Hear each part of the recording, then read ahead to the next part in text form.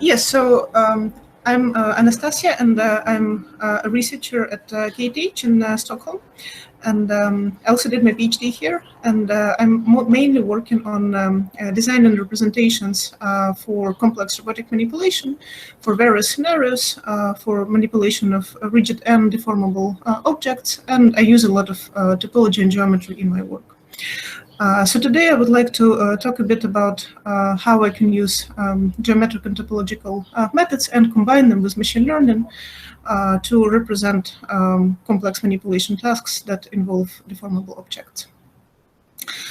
So this is the set of problems that I will cover today.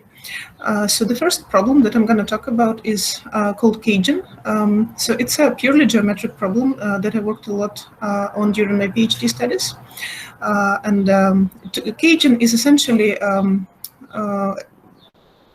of a part of grasping. So it's a specific geometric method for grasping or immobilizing objects that is basically that basically allows to achieve provable guarantees or safety guarantees.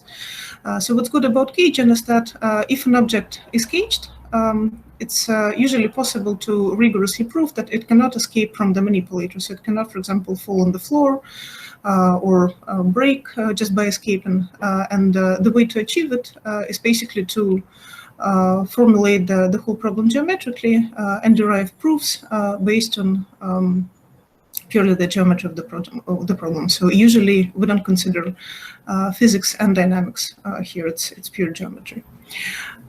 Another thing that I'm going to talk about is planning. So it's generally pass and manipulation planning. And how can we plan actions when we deal with complex deformable objects that change shapes and in situations where, for example, we don't want to model their dynamics completely because it's very difficult.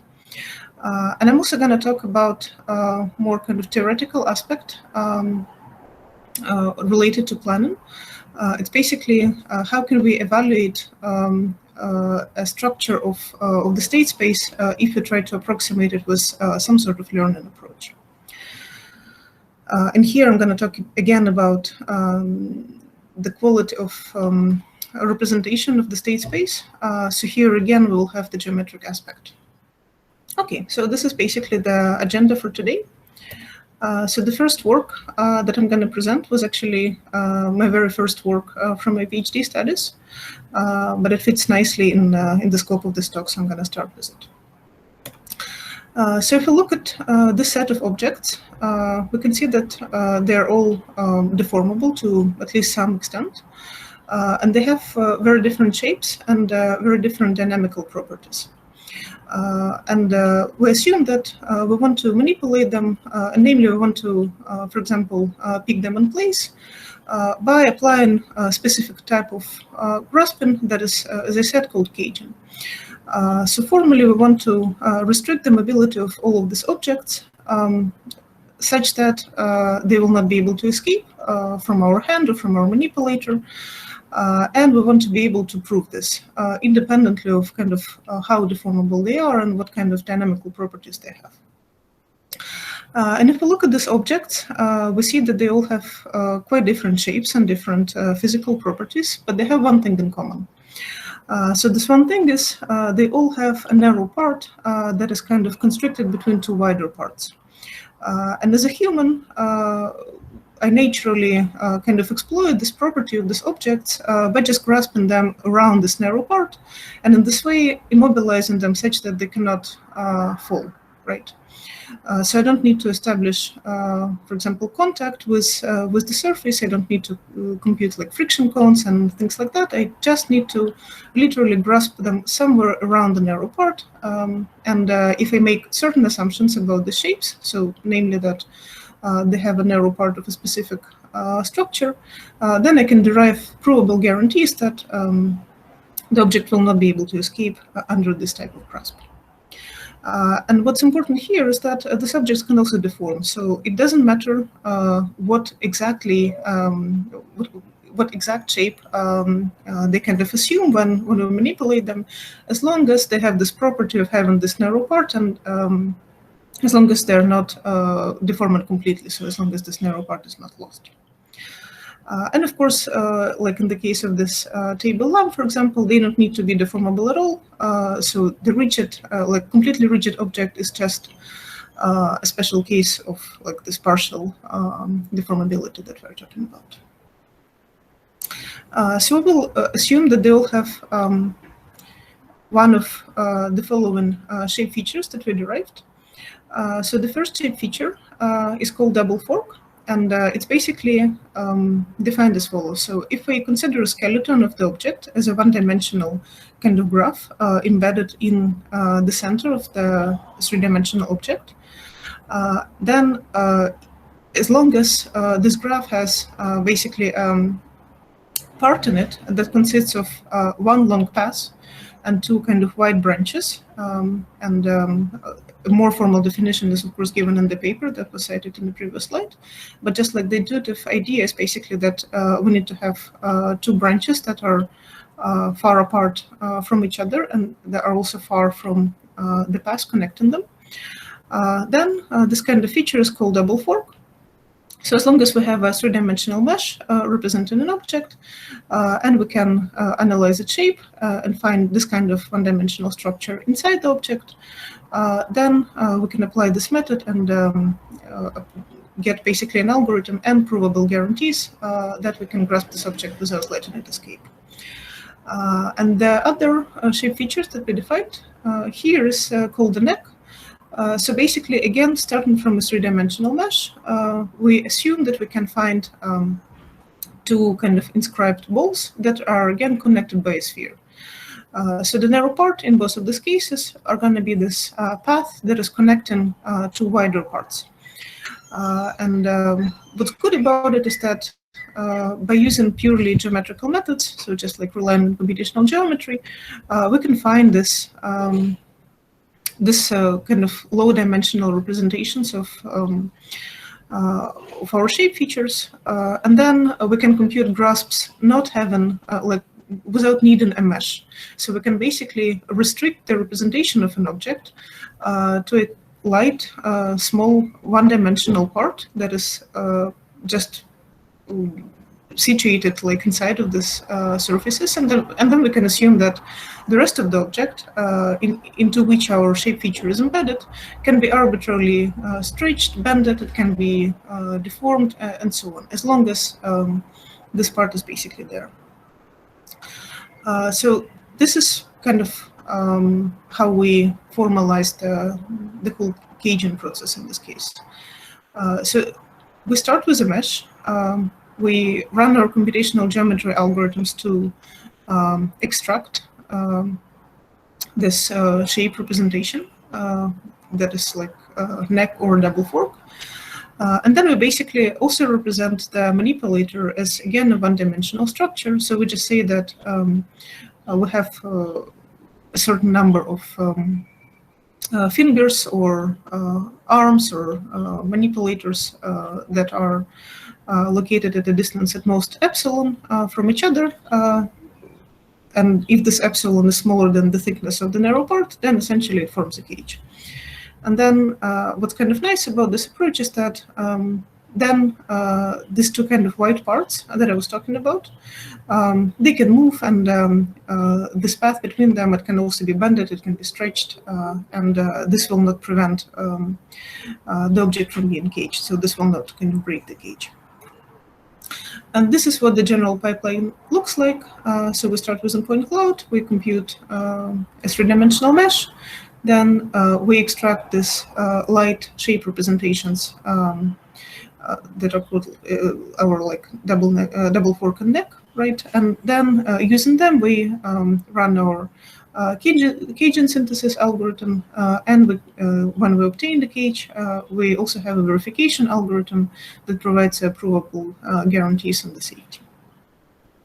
Okay, so this is a small example where we can see that we can reduce the complexity of the problem, like this complex kind of problem of how to immobilize a three-dimensional deformable object, to a much simpler problem by just assuming that the object has certain shape features, A, that's one assumption, and B, we need also to have an algorithm that is able to extract this small representation from a high-dimensional, from a three-dimensional mesh that has like multiple points, and like working with it directly would be much more computationally complex.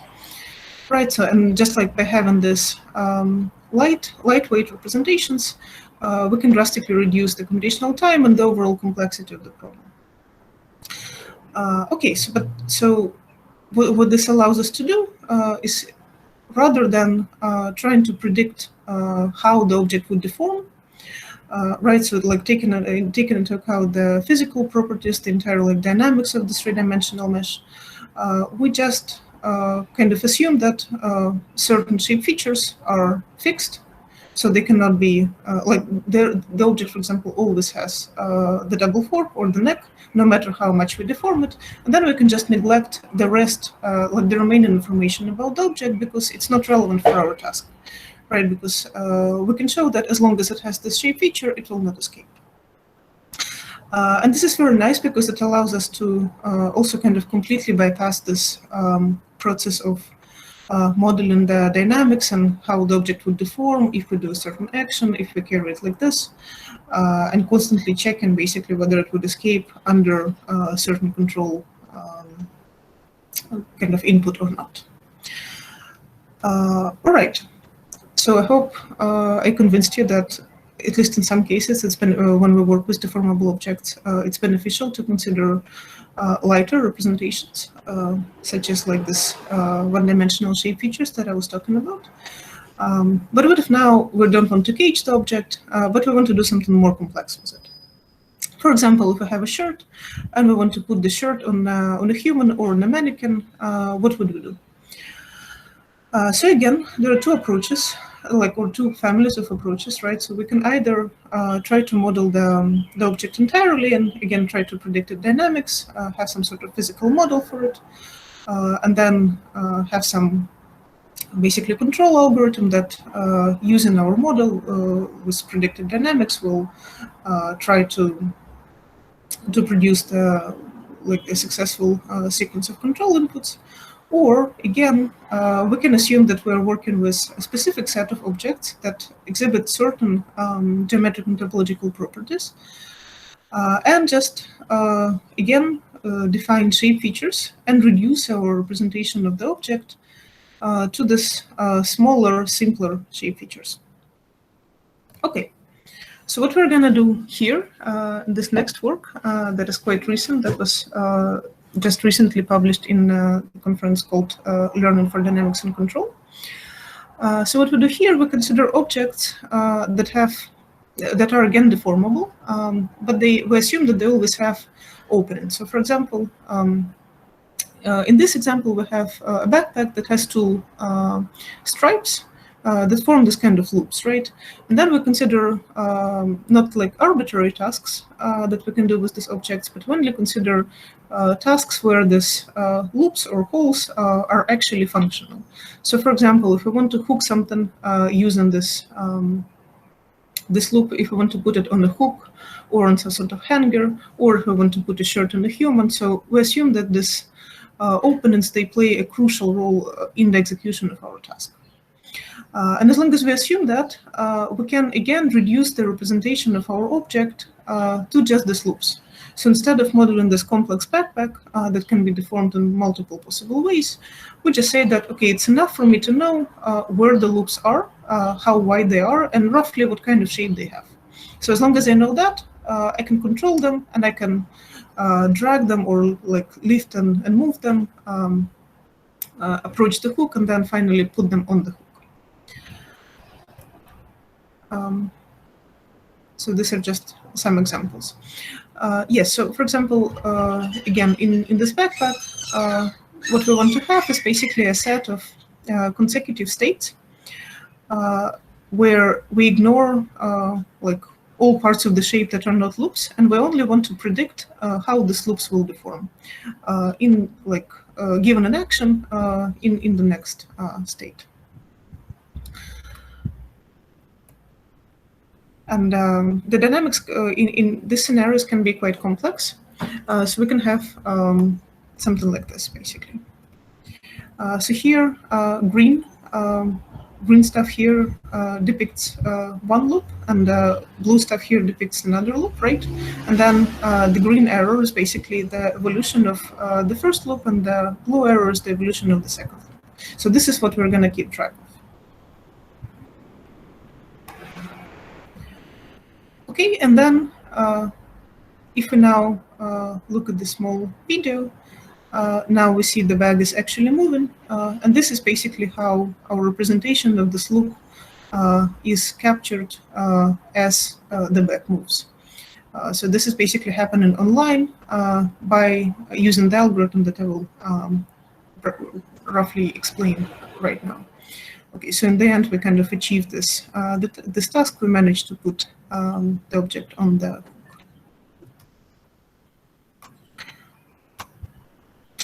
okay, so what we do here, we basically propose an algorithm that is based on the framework from topological data analysis that is called persistent homology.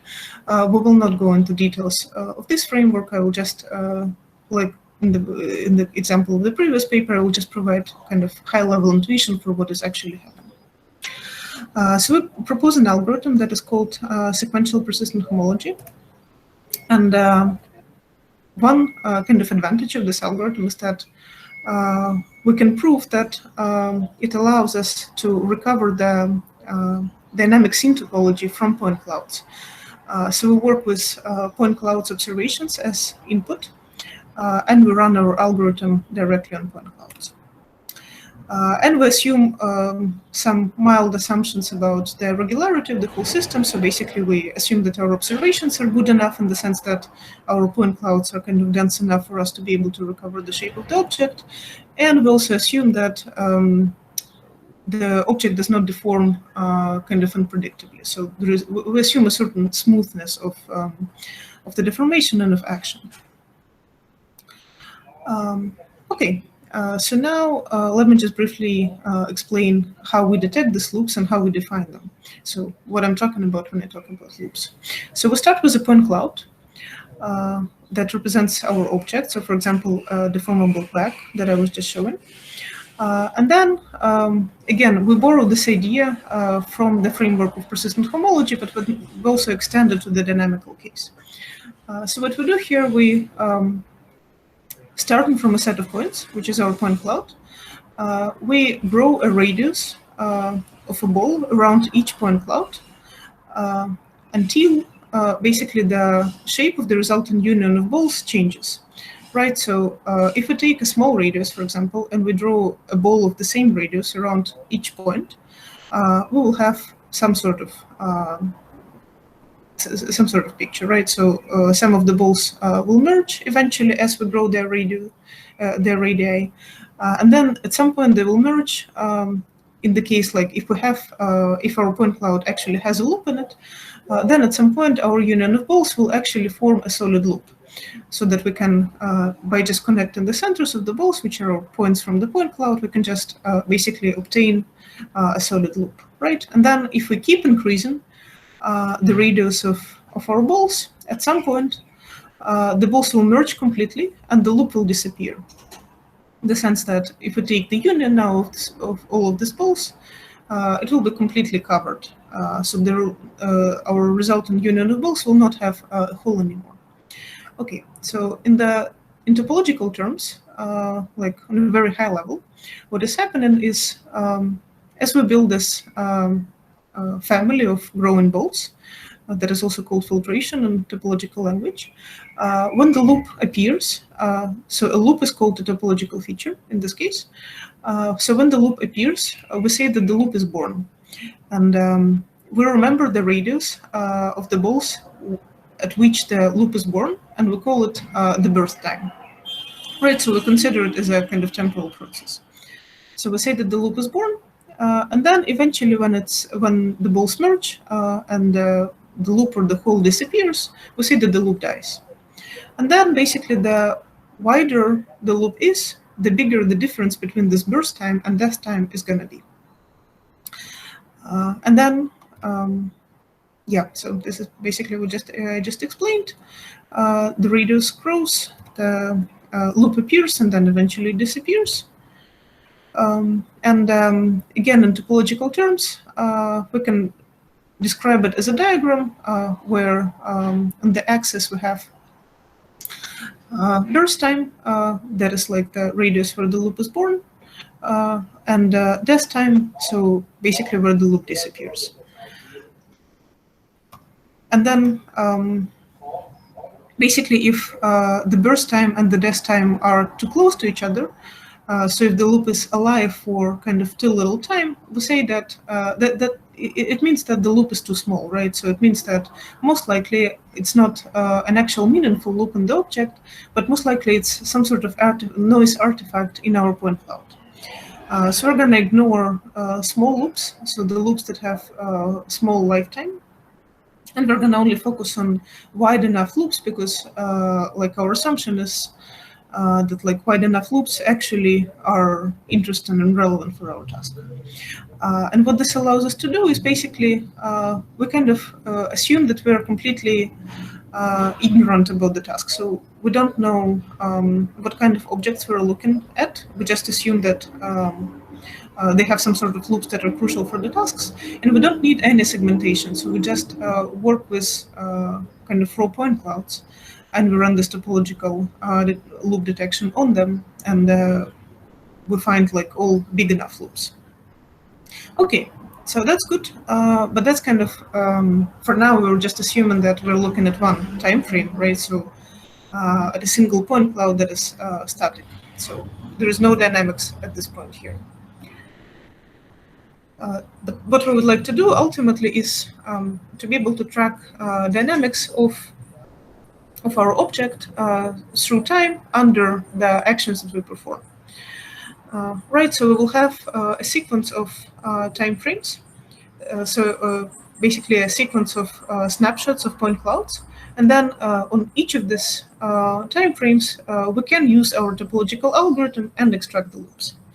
But now, because we didn't assume that we have any knowledge of the object, so we don't actually know that a loop, for example, corresponds to a handle, now we need to establish how the loops in consecutive time frames are related to each other.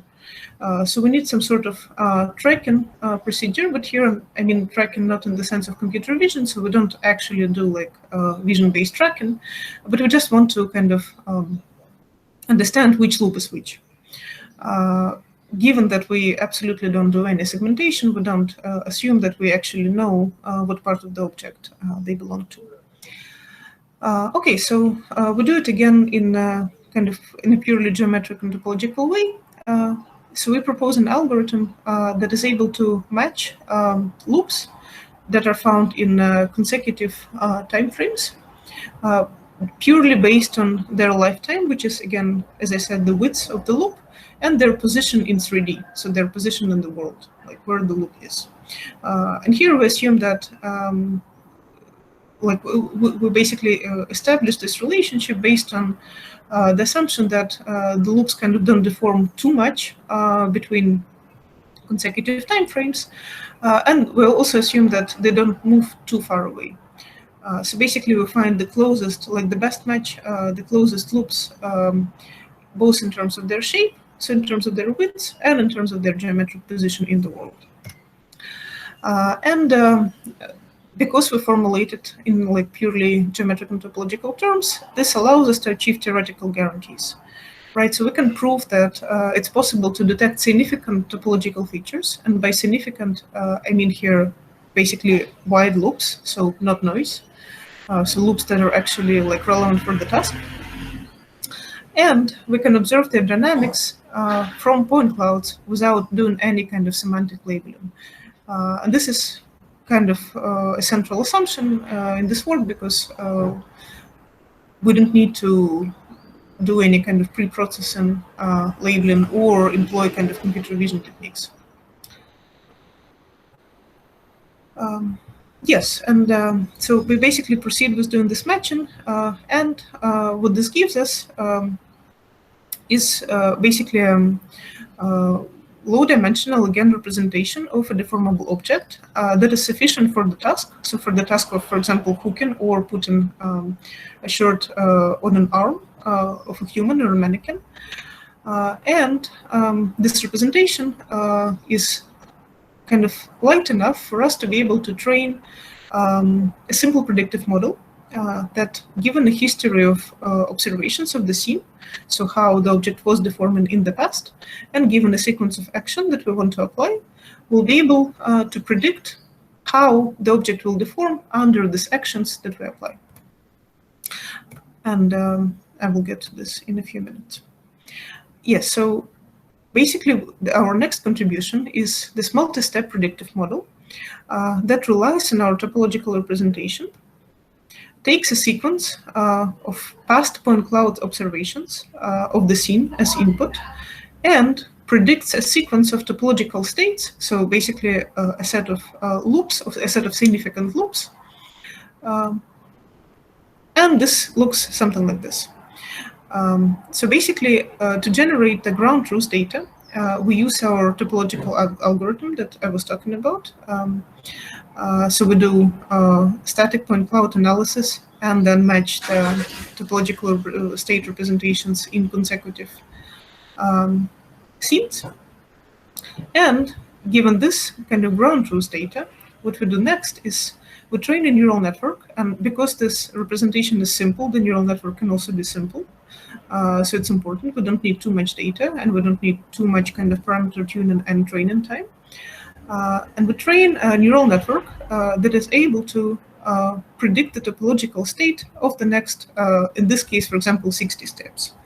Right, and what it allows us to do is we can now leverage this predictive model and do some sort of planning or control with the object, right? Because we know how the object will react to a certain action. So now we know that, okay, so if I want to do a specific action, the object will deform this way, and this allows me to plan actions that lead to the deformation that I want, right? So that basically allow me to achieve my task. Yeah, so we have the small neural network that predicts next k topological states, so sets of loops. And formally, this can be written like this. So we have basically a sequence of historical data, so point cloud observations. And here we need h steps, where h is a parameter. And we take the next k actions or control inputs that we want to apply to our object. And then our neural network basically returns us the next k topological states that will be a result of us applying these control actions. So this is basically what it's going to give us, right? The kind of the predicted topological states. So k consecutive topological states of my bag or shirt or whatever object I work with. And it's important to point out that here we don't, like our predictive model, it doesn't predict the entire point cloud, but it only predicts the loops, right? Because we kind of assume that the loops are sufficient for our task. And with this very simple model, we're able to achieve quite interesting results, in our opinion. So we're able to work with quite highly deformable objects. So for example, with this kind of apron or a bag, that we put, in this case, on a hanger, in this case, on a hook. Like we have this kind of simplified dressing scenario, right, where we put the simulated shirt on the mannequin. So currently, all of this work is done in simulation using PyBullet. So our next step, we plan to transfer it also to the real world.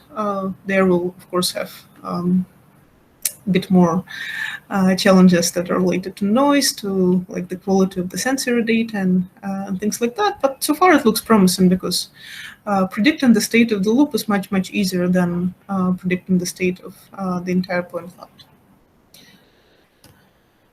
Okay.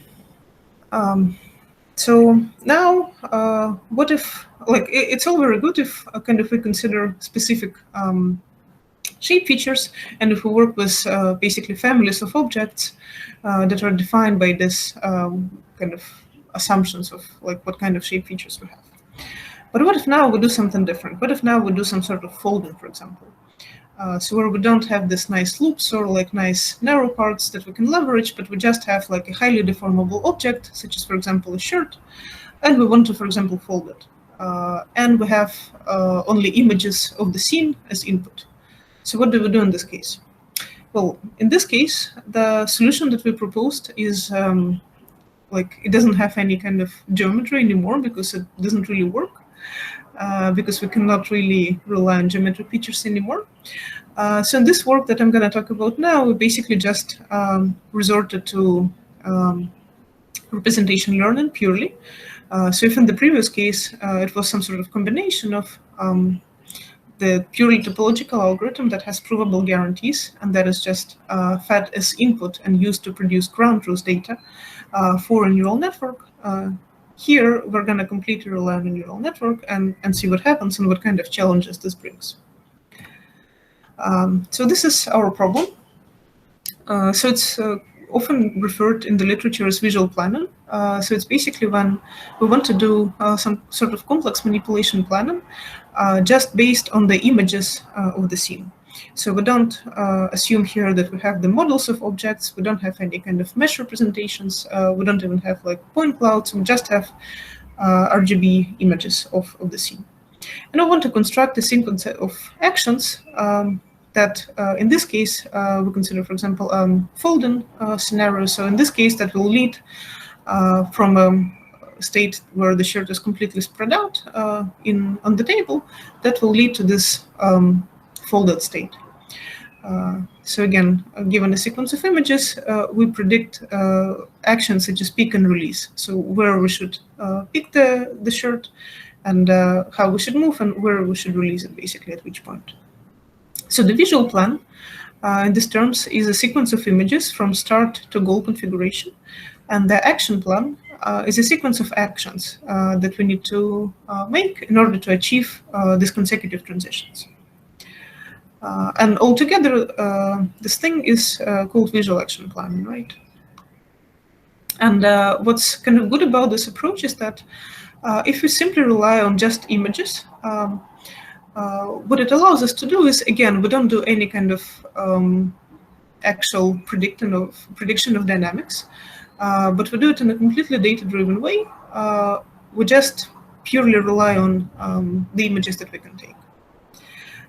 And if we have enough data and the data is of good enough quality, this allows us to actually achieve the tasks without kind of explicitly considering the physics of the system.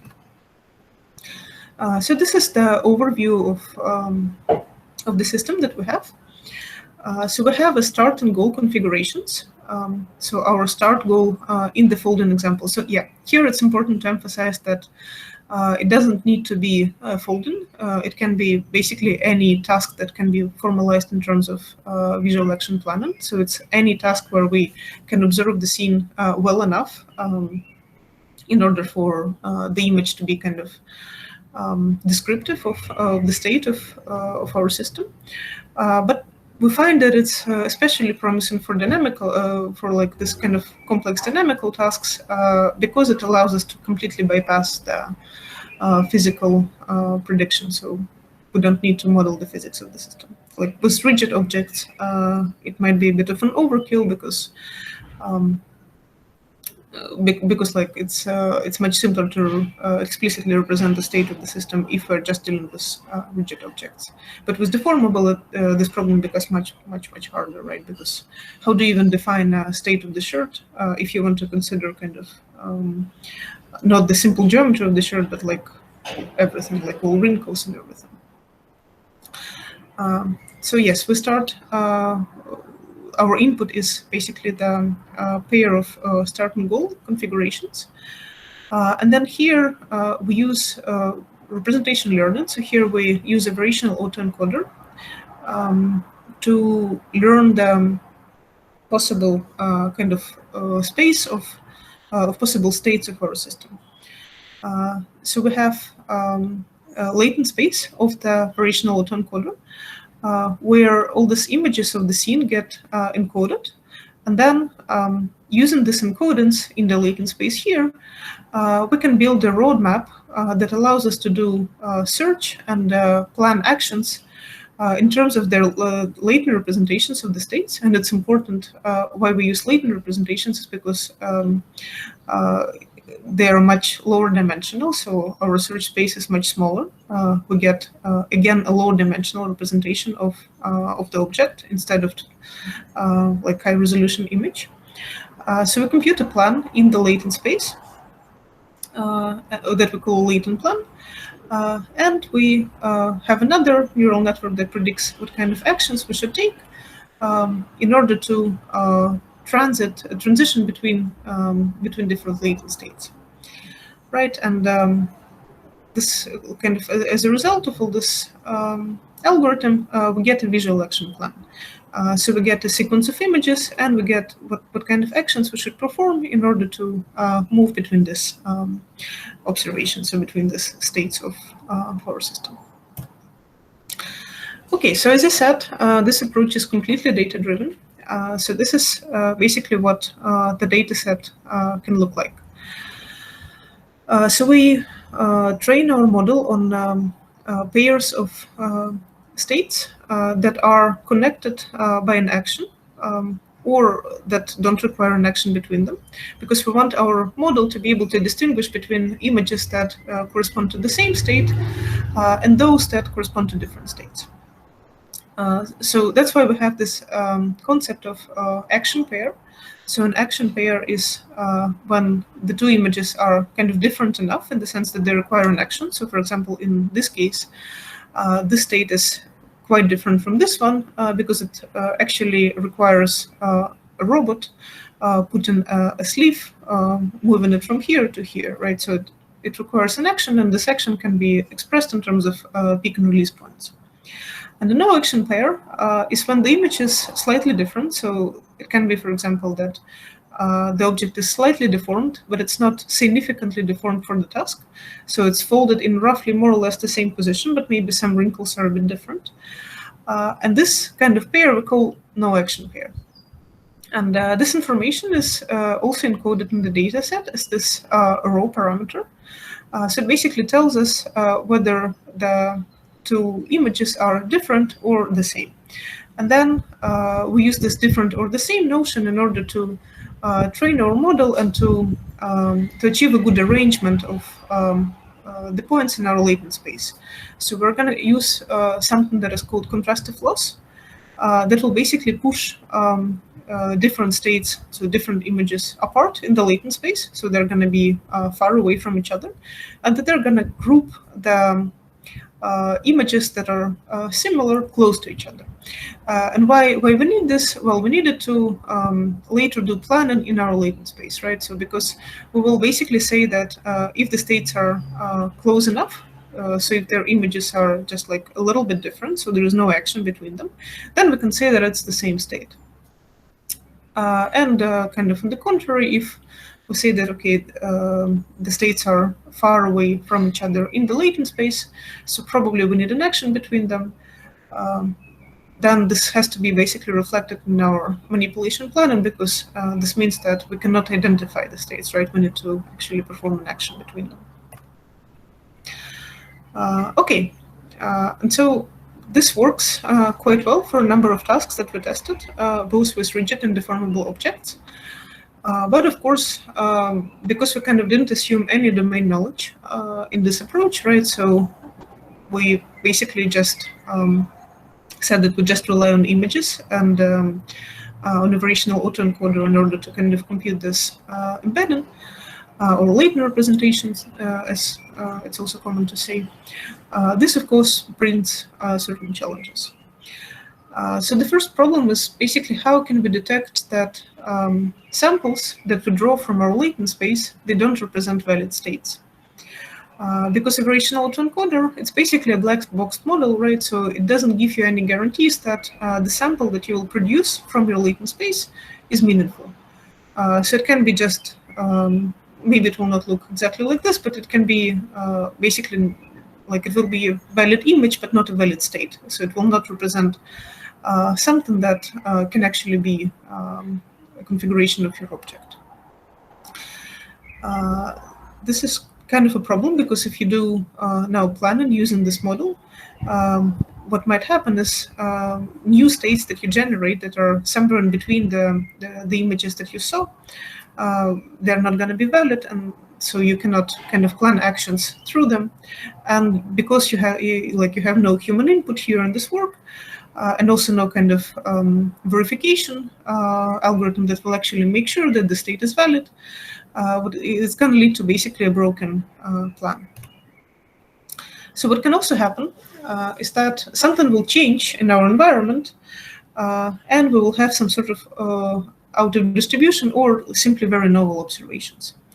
So the simplest thing that can happen, for example, is that our data set was collected with certain lighting conditions. So for example, we always had like daylight, and suddenly, for example, if you're in Sweden, in winter it's very dark, so the lighting condition is completely different from the summer. And what's going to happen now is we're going to have the object in the same state, so it will look exactly the same, but the image will be different because you'll have different lighting conditions. And then it can be, in terms of like pixel space, in terms of distance and pixels, it can be so far away that you will assume that those are different states, but they're not. And then basically what will happen is that your robot will not be kind of able to work with this new observation, even though the object itself is in a completely same position. So nothing has changed in terms of task, but something has changed in terms of kind of this overall noise. Another problem is that in this work, we kind of assume that the data set covers the state space well enough, so that everything is kind of connected, and we assume that the data set is essentially representative of the task, so we don't kind of have these blind spots. But what if some states are simply missing? What if we have, what if, for example, it's not possible with our current data set, so with our generative model that is trained using this data set, what if it's not possible to plan a path between A and B? Simply because we don't know how to execute a certain transition. We're not aware of some intermediate states. Well, all of these problems are kind of not really a problem of this approach per se, but they're general problems for generative models, right? So it's kind of well known that generative models don't necessarily generate the type of images that you want, so they're not necessarily valid states of the system in this case. They're not usually able to detect out of distribution samples, so they're not able to tell you that this is a novel observation. Like you move to maybe a completely different environment, they will not be able to detect this problem, right? And the missing states is, well, it's simply a problem of data and like of the way you collect data. So all of these problems are inherent in a way to learning-based approaches. So we don't know, of course, how to kind of address all of them, because it's really kind of complex set of issues. But what we can do, and what we have done in our recent work that will soon appear in ACML this year, we can basically evaluate our learned representation, so our, in this case, latent space of our variational autoencoder.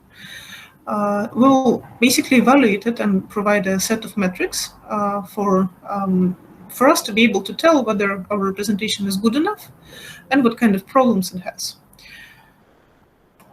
So this work is the last work that I'm going to present today, and it's quite theoretical in nature, so this is why it was published in a machine learning conference and not a robotics conference. But so what we do here is basically we study the geometry and the topology, again, of a learned representation. So in our robotics context, of a learned state space representation, and that is able to diagnose what kind of geometric and topological problems we face with this specific representation. So we develop an evaluation framework, and we want it to be, well, first of all, general and independent of kind of the task that we want to use it for, right? So it can be that we're learning a state space representations for robotics. It can be that it's kind of a general purpose generative model. So we don't want to kind of restrict ourselves to specifically, for example, the problem of visual actual planning, right? And what we want to capture here is what kind of problems appear with the global structure of our learned representation space and with kind of local areas. So if we have potential failures there, if we have some sort of outliers that are captured in our generative model and are not present in reality or vice versa. So this will help us to address basically this problem of missing states. So we'll be able to tell that our learned representation doesn't have, for example, certain points that are present in reality. So what we assume in this work is that we have, so here in orange, we have like the real observations, right? So our basically training data set that we pass to the generative model. And the blue points here are the points that are not from our real data set, but that are generated using our generative model. So this is basically after the orange ones are the training data set that we use to train the model on that.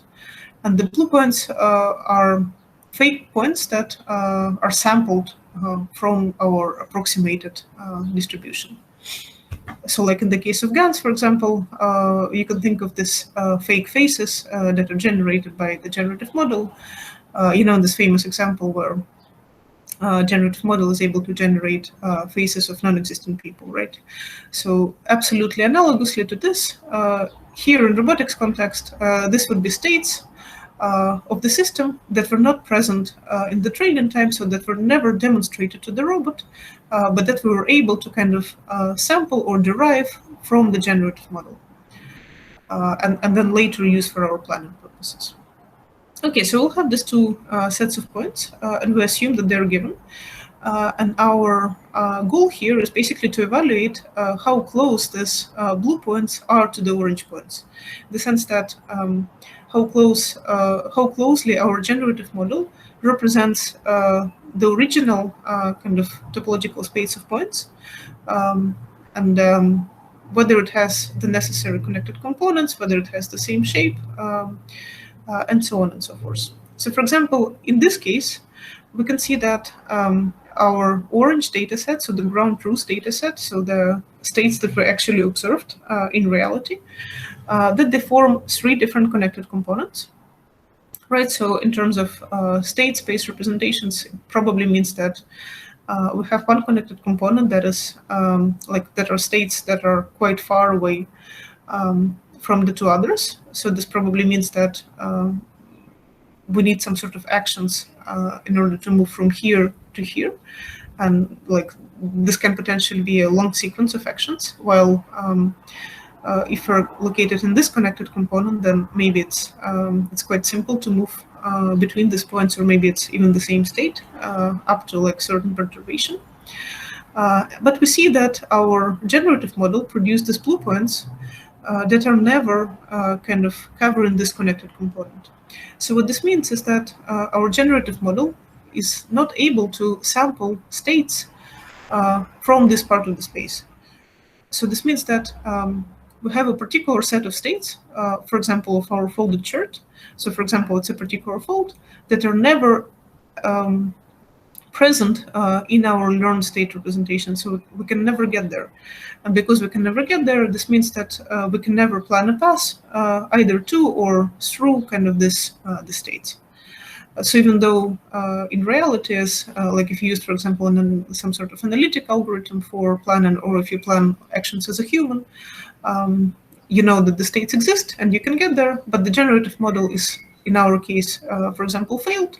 And we want to kind of be able to spot this and say that, okay, so my state representation is maybe not good.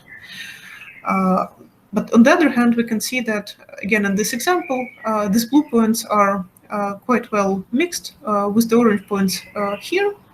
So this means that this connected component, so this set of states, is captured very well by our generative model. And this means that to plan actions kind of in this part of the space, we can completely rely on our model. It's doing great.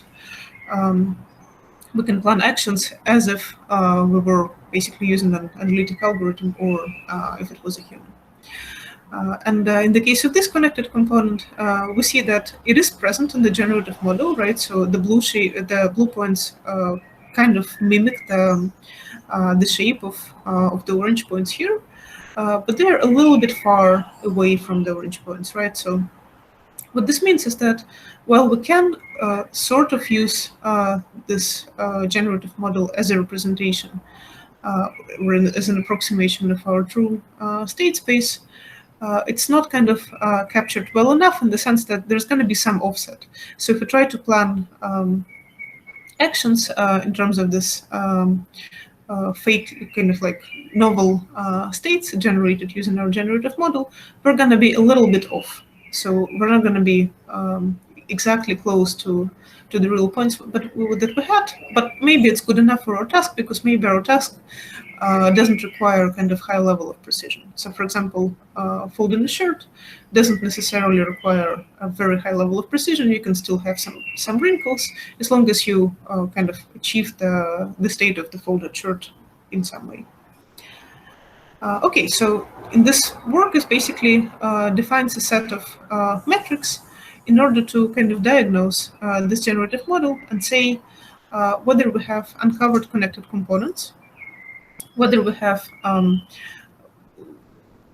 blue points very well mixed with orange points, so the fake or novel states are very much close to the states that existed in the ground truth data set, or whether while we kind of have connected component represented and the shape is pretty similar, it's kind of our approximation is still a little bit off. And I will not go kind of in the very details of how we do it here. Again, if you're interested, you can always have a look at the paper where the algorithm is described. But what basically we do, we build a proximity graph on the union of our points. And then we basically check, first of all, the connected components of this graph. So for example, here we can see that if we look at the orange points purely, we will have 3 big connected components, while the blue points will only give us 2 connected components. So that means that we have an orange point that is an orange connected component that is like not represented at all. And then we will also look at the edges of our proximity graphs and see whether we have many edges between orange and blue points. So it's in our kind of evaluation framework, it's good to have edges that start with orange and end with blue, because this means that we have many blue points around orange points. So this means that our representation is good in the sense that it's able to produce states that are very close to the true states. So while it's the case here with disconnected components, we can see that it's not exactly the case here because we have very few edges that go from blue to orange. And this is exactly this offset that I was talking about. So while we can use the blue points here to plan, we see that the kind of the path here formed by these edges is going to be quite far from the true orange path, even though it kind of has the same shape and the same number of points. Okay, so basically this connected component, like I just said, is not kind of diverse in terms of edges, right? And this is quite diverse. Yes, and so this framework can be used basically for evaluation of, well, first and foremost, of like robotics, robotics-oriented state spaces. So this can be used to diagnose whether the model that we trained in our previous work, where we used variational autoencoder of this folded chart, so we can evaluate whether that is good enough for our kind of planning purposes. But we can also use this algorithm for like general machine learning problems that can appear when you train generative models. So when you train GANs or variational autoencoders or like other types of generative models. Okay, so thank you very much. I think I still have 5 minutes for questions. So I'm going to be very happy to answer questions if you have any.